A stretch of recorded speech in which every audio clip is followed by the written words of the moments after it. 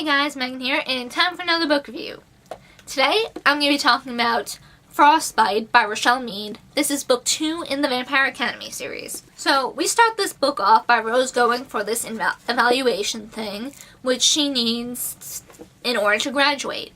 Usually, the novices get this done junior year, but since she and Lissa had run away, or gone for one of those years, she didn't get it done, so now Dimitri's taking her off campus to get that done. And lo and behold, when they reached their destination, everyone in that house they were in was killed by Strigoi. So we find out that apparently humans are helping this group of Strigoi break into safe havens for Moroi and basically massacre everyone. And how they do that, they get the humans to go out during the daylight and use the silver stake to destroy the wards around wherever they want to go. And this is terrifying because wards are one of the few things that the Moroi rely on to stay safe. Without the wards, Strigoi could easily go into the Moroi court and kill everyone, or like some of the academies that have wards. Basically, if they can't rely on the wards, nothing is safe. So with this panic ensuing, the academy thinks of a way to calm people down some. With winter break coming up and everything, they want to keep people as calm as possible, so they rent out this huge ski resort for the Moroi specifically, and they're inviting all sorts of Moroi students and families there in order to have as many Moroi and Guardians in one place as possible to keep as many people safe as possible. So we meet quite a few new characters in this book. We meet Rose's mom, who is this really well-known guardian with a good reputation. And her and Rose don't always see eye to eye. We meet Kristen's aunt, whose name is Tasha, and she is a very special Moroi. She feels that Moroi should use magic as an offensive weapon against Strigoi to help the Guardians fight. That's really controversial because most Moroi are convinced that magic is supposed to be used peacefully. And I feel bad for Tasha. When Christian's parents went to Strigoi when he was little, their guardians were killed by his parents, and she tried to keep them from taking Kristen. She basically fought his new Strigoi parents while trying to buy time for other guardians to arrive. And in the process, her face got horribly scarred. And after that, she realized she wanted to learn how to fight to try and... because she didn't want to be helpless anymore, which most Moroi are once their line of guardian defense is gone. So basically the whole book is taking place at this ski resort. There's all sorts of stuff going on. Like, in all honesty, this book isn't that long, but feels so much shorter. And it's just really good, and I have to say I like this one more than the first one because we know more, and we see more character development in this book, and I'm just loving this series and can't wait to keep reading. So with that in mind, I am going to cut myself off here and go into my spoilery segment. So if you don't want spoilers, click away and come back later. So while they are all at this ski resort, they hear of another attack. Strigoi broke into another Moroi home that had wards and killed everyone. One of the people killed there, we find out, is Mia's mother, who worked in that household as a servant. In the last book or so, Mia came off as a royal bitch. In the beginning of this book, she came off as royal bitch. But after her mom died, we see a new side of her, the vulnerable side, and no matter how much you hate her, you can't help but feel pity for her. Even Lissa and Rose, who have this huge rivalry against her, felt horrible for her. And there was this huge meeting to try and figure out what they're gonna do. A lot of people want to try and force Guardian novices to graduate at 16 instead of 18 and throw them out on the front lines on there.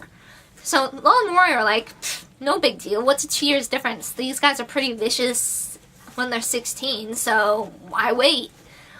But at the same time, it's 2 years makes a lot of difference when you're that young. Maturity-wise, physically strength-wise, and just, there's a lot you can learn in 2 years. And Guardians are the older Guardians, and a lot of the younger novices are no, we don't want to go out there when we're 16. Even Rose is just no, The novices aren't ready at 16. You guys can't force us to go out that early. Another section of Moroi want to force the Dampierre women who are raising the children to go out on the front lines. And of course that's controversial because it's like, you're going to force the unwilling to go out on the front lines and die for you. What the fuck is wrong with you? And of course there's Tasha, who's leaning the we should fight alongside the Guardian side. And a lot of people are treating this as an all or nothing deal.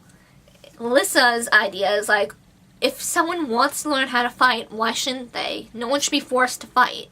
But if you want to learn to defend yourself along with your Guardians, people should have the right to do that as well. Which, you know, that's the logical choice.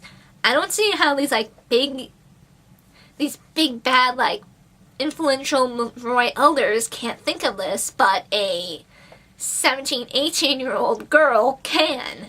Oh, we also meet another new character whose name is Adrian. He is one of the royal families, and he has a bad reputation, and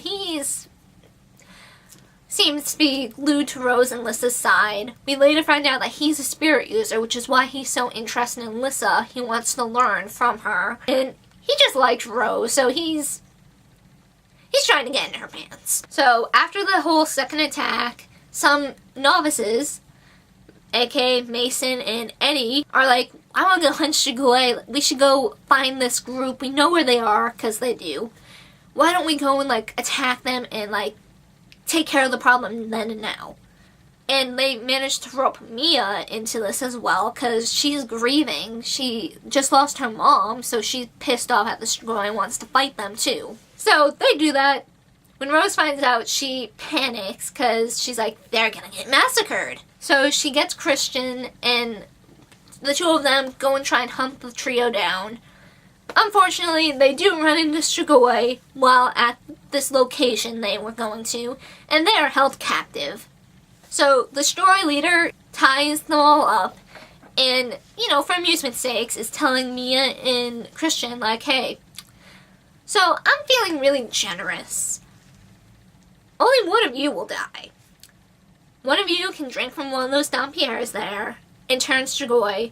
The other Moroi, I'm gonna kill, and then the rest of the Dampierres will be killed. So either way, you guys are gonna die. You just get to choose how you're gonna die and who's gonna be reborn. So of course, Kristen and Mia are just like, no way in hell are we gonna turn Shigoi. So they're down there for several days. They're starving the Moroi to try and get them to break. Rose actually comes up with an idea a few days down the line. We can use magic to get out of here. Christian can use fire to break the zip ties that are around their wrist and get the hell out. So they managed to trick the guards and managed to make that happen. They're trying to escape, but the Shigoi leader and his lackey try and stop them. Rose is panicking and screams at Mason to get Mia, Kristen, and the drugged up Eddie out of there. And she's gonna basically sacrifice herself for them to get away. Unfortunately, Mason doesn't listen. He gets the others out and then tries to come in and save Rose, and he gets killed in the process. Rose goes into all this grief rage mode and kills the two Shigoi with a dull sword by cutting off their heads. And basically she has her first Shigoi kills already before even graduating. And she's so depressed because she just lost one of her good friends, and she's realizing killing Shigoi isn't as glorious as she grew up thinking it was. Throughout this book, she's been maturing. We've seen her maturing, but now she's reached a whole new level of mature, and it's sad to see, but at the same time good, because her job is serious. But at the same time, it's horrible to see that's what it took for her to grow up. Her losing one of her best friends, and now she's killed. Yeah, the Shigoi are technically dead, but they looked living, and knowing that, it's just affecting her greatly, and it's sad. That's kind of how we end the last book, and things are getting much more serious in the series, I can tell, and I have a feeling the next one is going to have even more of a serious air to it, and I have mixed feelings about that. I kind of like having the jokey, immature part of the books. though it is nice to see a more serious aspect to them as well. So, that's all I can say about this book, and it's really good. I can't wait to keep reading, and yes. So, that's it for this week's book review, and I will see you guys next time.